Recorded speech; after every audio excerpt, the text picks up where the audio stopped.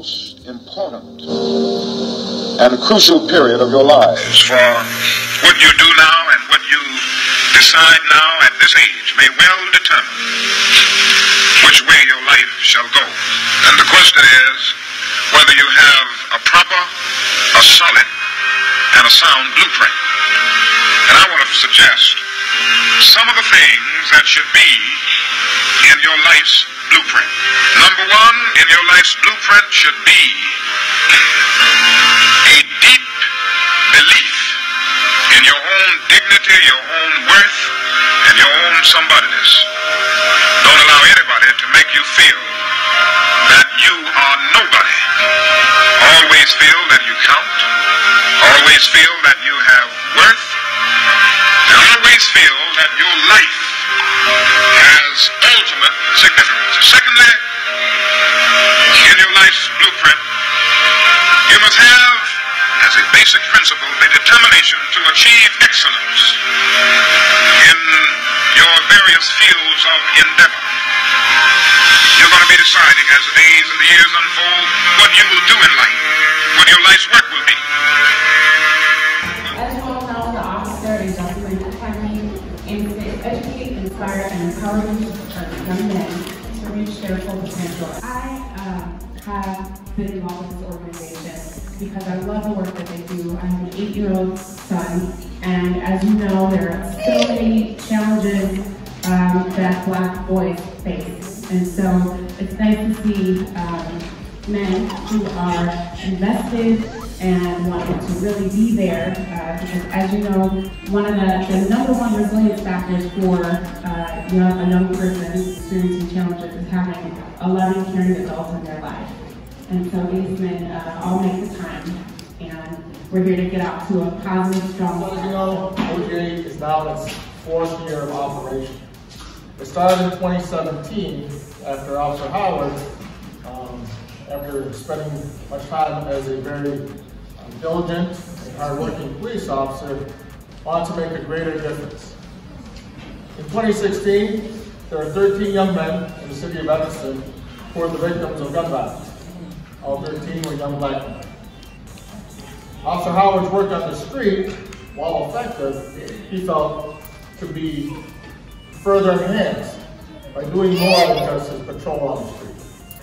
So he decided to begin this program where he would reach out and mentor versus just enforce. He started on this journey with 2 key individuals, Principal Harris and Brian Harris from District 65. So the program started at Nichols School with 12 young men. And it was a small program, and those 3 gentlemen did all of that work. The following year, Officer Howard said we can do a little bit more. So he decided to expand from Nichols School to the 4 District 65 schools in Evanston. By doing so, he was able to have a greater reach into the neighborhoods, into the communities that he served. With the mentoring, these young men you see here started to build a relationship with us, not as police officers, but as men who cared for them, cared about their lives, cared about their future. The mentoring was sometimes very fun, very engaging. They had trips to the way zip lining, paintball, car show. But sometimes it was difficult because Officer Howard was going to challenge these young men to be the best they could be. So he wasn't just going to say, hey, I'm your mentor, do what you want. He said, hey, I'm going to place standards and expectations on you, but I'm going to help you reach those standards and expectations. And he was able to do that with the expansion of the program and the community support that you see here today. So from one small program that started in 1 school, we've now expanded to all 5 schools in District 65. You see Private Five-Face, Officer Jason Nelson, Detective Miller still with the program since the very beginning. So, and our fairy godmothers, and Karli Natalie, individuals have played a great part, and too many other individuals that I can't even begin to name because I'll start to forget. We've also expanded into the high school. And that expansion was not necessarily planned. It's because young men entering the high school out of middle school asked if they can come back into the program. All right. And there's no way we can say no. Dr. King served with passion and purpose. We as agents of change strive to serve with the same passion and purpose as Dr. King, but oftentimes fall short. Life has so many uncertainties and variables that remind us that mistakes are inevitable. Fortunately, there are lessons we can learn from making mistakes. It can deepen our knowledge. It can teach us the value of forgiveness. And it can remind us of our humanity. Dr. King was and remains a figure of love, wisdom, and courage. As he profoundly stated, our lives begin to end the day we become silent about things that matter. He fully lived and demonstrated that the only way we can reach the mountaintop of true humanity and love for one another is by envisioning and insisting upon it. I've witnessed our young men continuously demonstrate qualities that Dr. King will be proud of, such as teaching one another, protecting each other, and working through challenging obstacles, all maintaining their brotherly bond. We are only 8 days into the new year, and we are proud to acknowledge a few of their accomplishments. Starting with Darion Coleman and Trey Wright, who were recently recognized by the African American Youth Achievement Program and will be honored during Black History Month. And Michael Burrell, who has maintained a 4.0 GPA since high school. And will attend Harvard University with his debate team for a competition next month.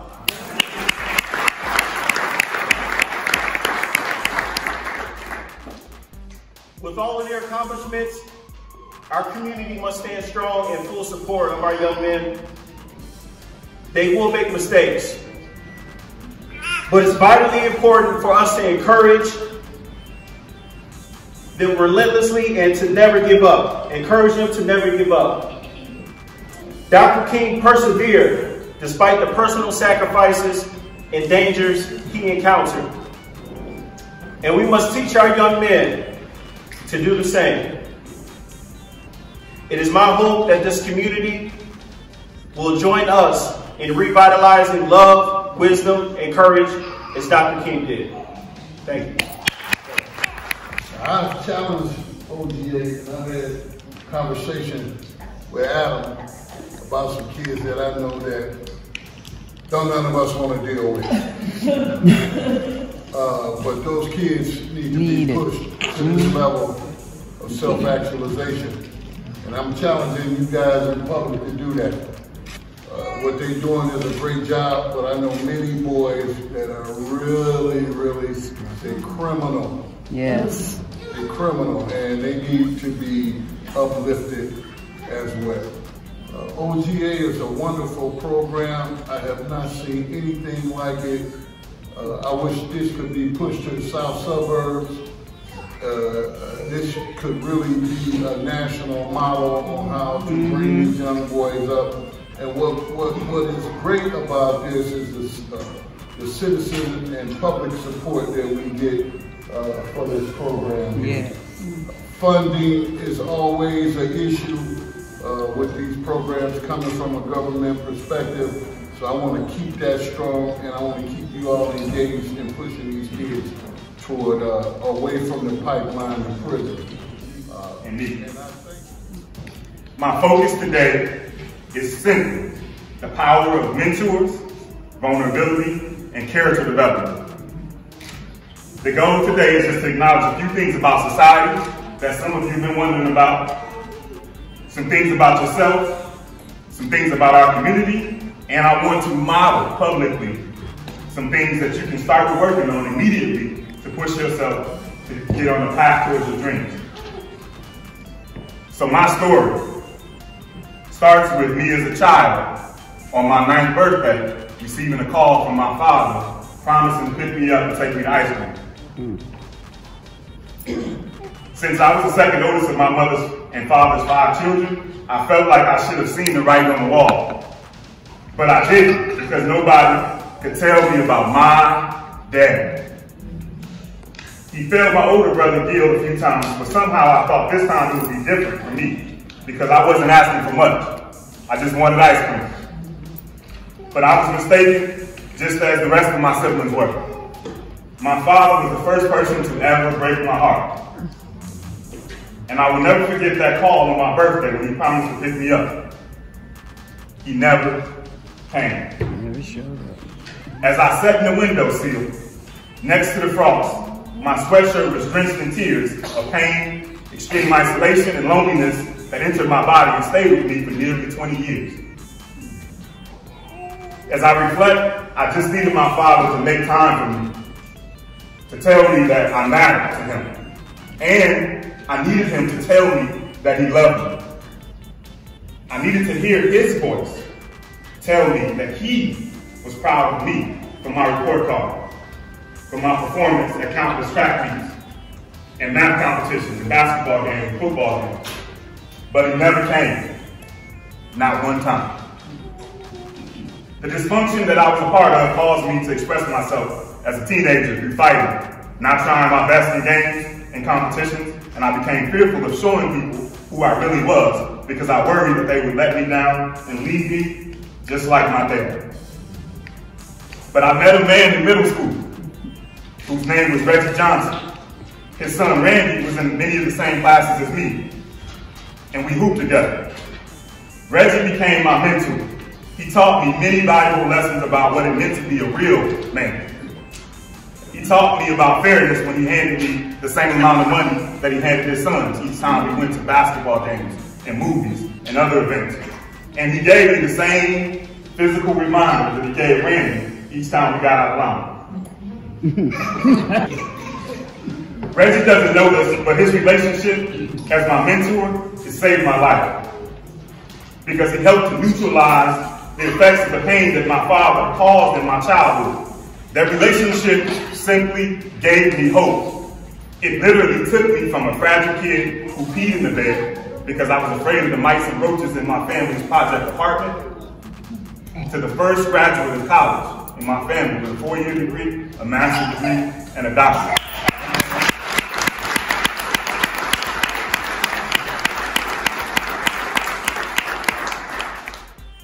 More importantly, as I get out of my car each day and walk into Oakton School, I get to live my dream as the best version of myself. Amen. Okay, so what does it have to do with you? The experience helped me to understand that if you can address your emotions, your dreams will not be a part of your distant past, but they'll be a part of everything that you wake up to each day. My advice to each of you, simply in 4 areas. Number 1, try to remember that you're more than enough. All right. I repeat that. Try to remember that you're more than enough. Number 2, find a mentor, and that's not hard for you because we have a program. Find a mentor. The hard part is, and be vulnerable with him. That's the point of what I just modeled here today.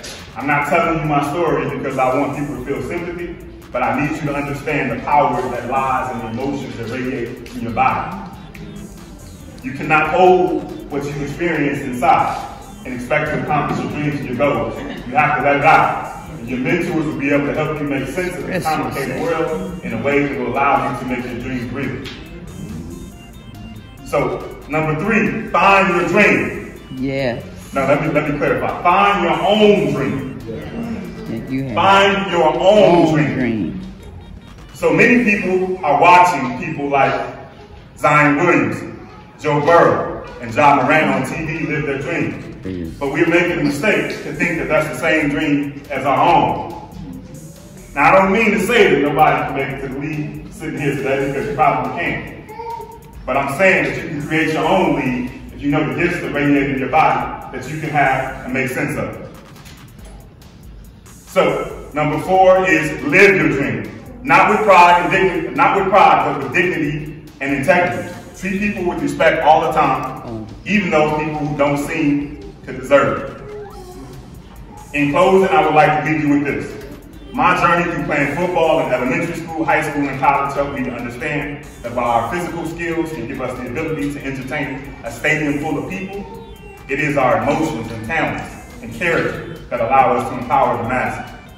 We have to stop seeing what we lack and start focusing on the power of the journey that our story gives each of us. It is my duty to use my voice to inspire people who come from places like me. I need you to know that while there is a world out here that's counting on you to fail, there is a community that traces back generations and resides in this room that's expecting for you to accomplish greatness.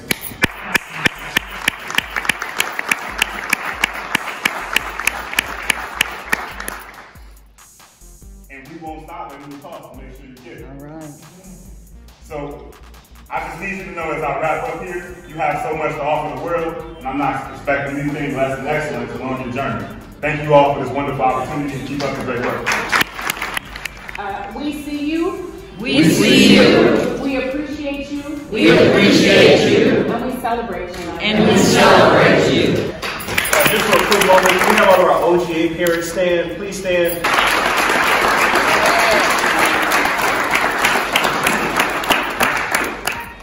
As I was asked to share today and have contemplated it heavily, looking at it through the filter and the lens of the contributions of the late, great Reverend Dr. Martin Luther King Jr., I actually found inspiration in the most unlikely of ways. And that was last week, I was at Shute Middle School while my son and his team were playing another school that will remain nameless. I observed Shute's 6th grade team jump out to an early and seemingly rambunctious good start and slight lead over this other school. And then something happened. The other team made an adjustment which then began to impact their progress and Shute's lack of. And the adjustment was the team that they were playing switched their defensive scheme from man to man and began to run 2-3 zone. And though it seems unlikely, in that moment I was tremendously inspired on what I would share today, and that was through the lens of looking at this zone defense. And I asked myself, what would life look like? What would community look like if not one person tried to accomplish it all by him or herself? But what if they just simply covered their zone? So today, I want to share with you all about covering your zone. Solomon, who was arguably the most wise man to live, says this in the 9th chapter of Ecclesiastes: whatsoever your hands find to do, do it with all your might. And I know that may seem kind of passive, but what if we applied that, young men? What if we looked at, coupled through the lens of seeing life as a zone, seeing your contribution as covering a zone, and coupling that with whatever you can reach, whatever you can impact, or whatever you can influence, you simply did that to the very best that you could. The difference between man to man and zone, you know it, is that man to man, you my man, and wherever you go, I go. But zone says, I cover this area, and whatever goes on in this area, I go through, and I ensure that I take care of my spot. And if 5 of us each cover our zone, then the whole half court is covered. And nothing can happen if we all are covering our own zone. And I want to say to you all, we all have zones. There's no one person that's going to rise up and fix it all. But I assure you that if you covered your spot, and you handled your lane, and I took care of mine, and we pulled that all together, and we put our hands to it, and whatever we could reach, we find ourselves covering it, I believe that we could all get the job done. I don't want to just give you that without some practical steps, so I'll give you these 3 insights and then I'll take my seat. Anybody who's going to cover their own zone and commit to whatever it is they can commit to and touch whatever it is that they can touch. I can't touch what's in Los Angeles. I can't touch what's in Mexico. I can touch what's in my zone. And if I'm going to do that, I think, and if you're going to do that, I think these 3 things, possessing them and then applying them would help you. First one is, you have to have resolve. Everybody say resolve. Resolve. Resolve is defined as having firm determination. Now, I don't want to just stop there that you are determined to do it, or that you set as a goal, that you have a burning passion to do it. But I want to take it a little higher and say that in your resolve, I want you to see your determination not simply as something you want to do, not simply something that you know why you want to do it, but I want you to have a resolve that says, me doing it is necessary. That if I cover my zone, whoever comes in here will not be guarded. I have hurt the whole team if I don't have a determination that me covering my spot is absolutely necessary. Doesn't matter what's going on over there. I'm asking you to have some resolve. Say resolve. Resolve. Some firm determination and seeing why it is absolutely necessary that you contribute to what you can contribute to. If it's in the locker room, contribute to it. If it's in the hall, contribute to it. If it's in your classroom, it's in your family, at your house. Whatever falls within your reach becomes your responsibility. And I want to make sure that you have a firm determination and know that it is necessary that you cover your zone. Not just resolve. Here's the second thing. And I really want you to get this one. You have to have resources. Yes. Amen, lights and walls. Yes. I want to urge you. I want to urge you to do your best, to give your best effort, so that you can be well-resourced, that you might be able to cover your zone and to do it with all that you need to have to complete it. People hear resources and immediately think about economics, which absolutely is in there. It is my hope that all of you will find and thrive economically. But here's one primary resource that I want to make sure that you don't overlook, young men. That is the resource of relationships. Understand that nobody can accomplish anything great by themselves. Say it. I'll even go higher and say it's going to require relationships with people you don't like sometimes. Come on now. Who are not like you. Bishop T.D. Jakes says, if we surround ourselves with only people who are like us, it's only a matter of time before we start competing. Okay. So you need the resource of relationships, of people who know things you don't know, who can access things that you can't access. And that resource becomes your resource, and you can more adequately cover your zone.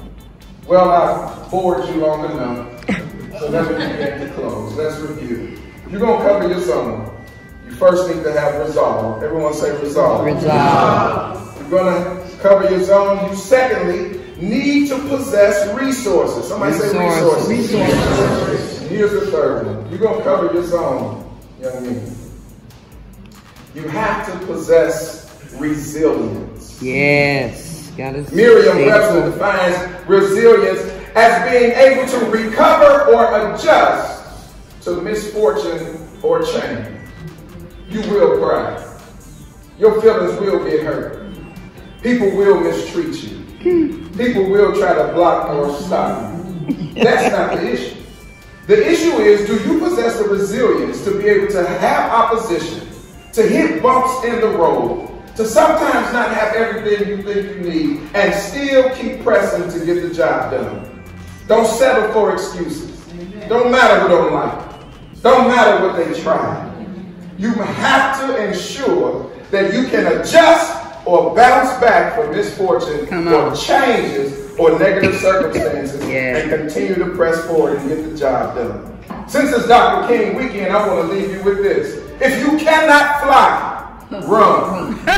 If you cannot run, walk. If you cannot walk, crawl. But whatever you do, keep moving.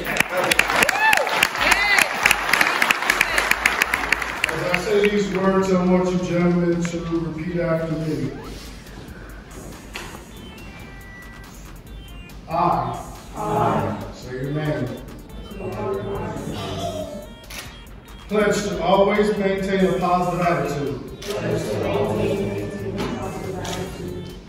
I pledge to make good, sound decisions. I pledge to be serious about my education and focus on achieving excellence. I pledge to be diligent in my efforts and disciplined in my actions. I pledge to always respect and support my brothers. I pledge to be resilient after setbacks and to never give up. I pledge to honor and serve my community because I am strong, because I am gifted, and because I am loved. And that you are. And now we will begin our necktie demonstration. It's a rites of passage in our program. Our young men are required to wear a shirt and tie during the 12-week program, and the older young men are teaching the younger men on how to tie their necktie. You're going to be deciding as the days and the years unfold what you will do in life, what your life's work will be. Once you discover what it will be, set out to do it, and to do it well. Be a bush if you can't be a tree. If you can't be a highway, just be a trail. If you can't be the sun, be a star. For it isn't by signs that you win or you fail. Be the best of whatever you are. Finally, in your life's blueprint must be a commitment to the eternal principles of beauty, love, and justice. Well, life for none of us has been a Christmas tale. We must keep moving. We must keep going. If you can't fly,